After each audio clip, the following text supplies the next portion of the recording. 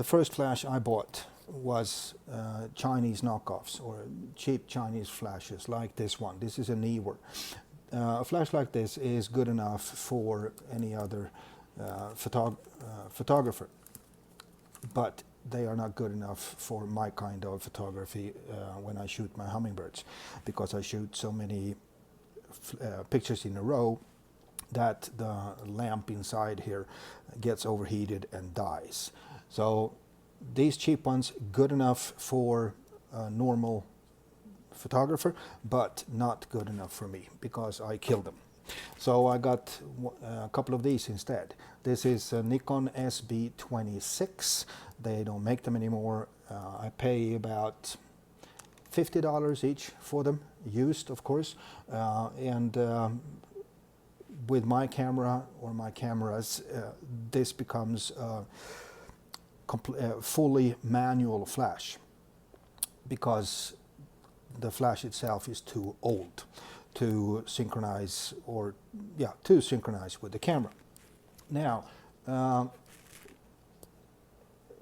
when it comes to the flashes, let's put this one on a little tripod here so we can put it up and show it like that. Okay, when it comes to the flashes, there are a couple of ways to use several flashes at the same time. One of them is the optical version, meaning if one flash fires off, like let's say that this one fires, this one sees it through this little red window here and it fires as well. The negative side about with that is that if this flash doesn't see the light from the first flash firing, then this one will not fire. So I prefer something else. I use a little radio device, and I put that, here is the receiver, I put it on the camera like that. Let's turn it on, that is on, and then I put the receiver of it, I put it here on the bottom of the camera, sorry, on the bottom of the flash, like that. Let's put it on the tripod again so we can show it what it looks like. This is kind of what it looks like, okay? So when the camera fires, a radio signal is received by this one fires the flash. And it looks like this, like that, right? Now, what you can do is you can put a diffuser on top of your flash like this, and it's going to spread the light all around the place. I've seen professional photographers or people who appear to be professional photographers directing the light upwards when they are outdoors, as if the light would reflect on the sky and then bounce back down again. It doesn't. So that kind of either is laziness taking it off, or it is, well, taking it off won't matter, or it's just pure stupidity. I don't know how that works. Every time you redirect a flash to bounce on a wall, and then to your subject on the ceiling, to your subject on the floor, to your whatever, the light changes color. So the light bouncing back to your subject is going to have the color of whatever it bounced on. One more thing is that when we shoot with flash, if we shoot at full power, the recharging of the flash will take a couple of seconds. Let me show you that one. You can, no, I don't need to show, that's obvious. So in order to minimize the recharging time of the flash, I get these ones. This is an external battery pack. It has 8 batteries in it, and just connect it up front like that, and now the recharging time will be far less than before. One more thing, the lower your power of the flash, the faster the recharging time. I shoot mainly at from 116 power to 164 of full power, which means that it recharges even faster.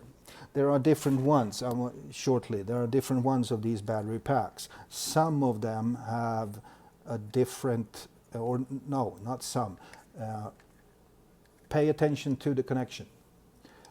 This is the connector for Canon, and it says Canon on it, like that, right? This one is for a Nikon. These two connectors looks differently. Now,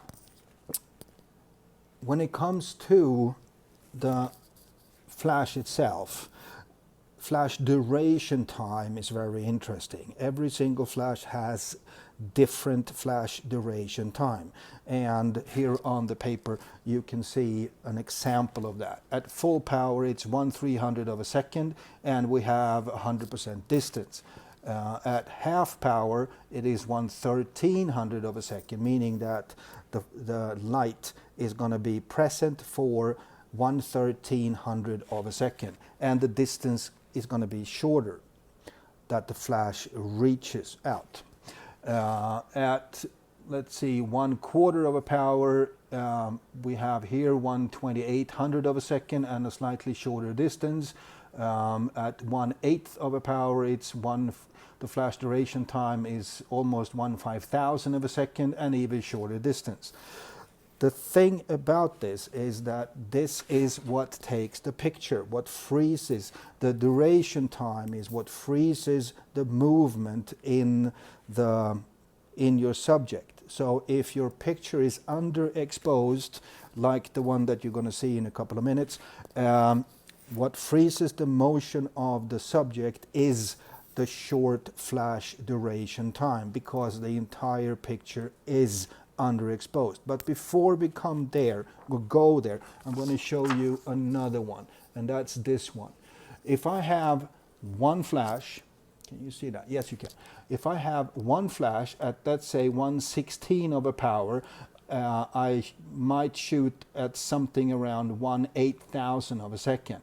The distance is going to be 100, this distance, which is not important how many meters we're talking about. We're just talking about a distance. I talk about something I call light volume. So this one is going to give you this amount of volume. Has nothing to do with distance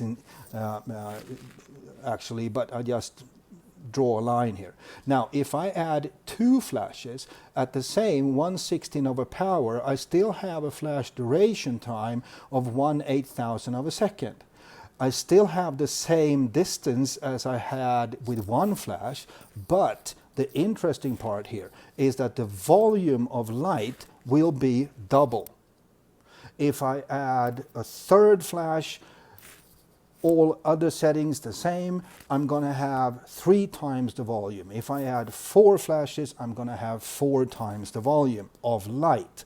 And the light is what you're looking for, because the light is what is going to produce or show the iridescent color of the hummingbird.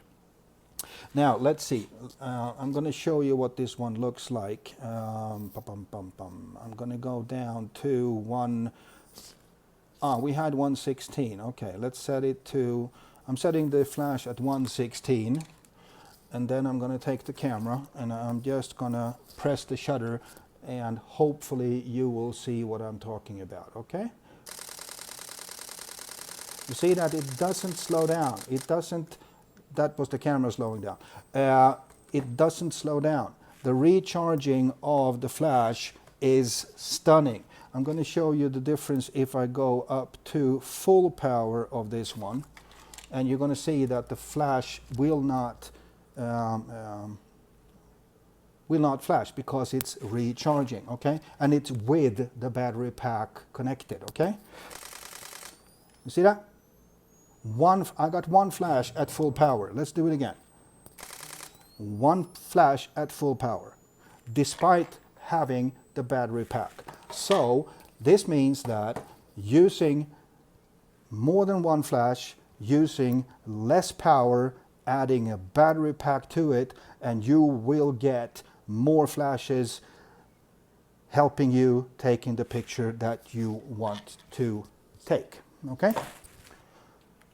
I hope that was simple to understand, and I hope that you liked it. This picture that I'm going to show you now is taken using this technique, kind of a flash freeze technique or whatever it's called. I don't know really.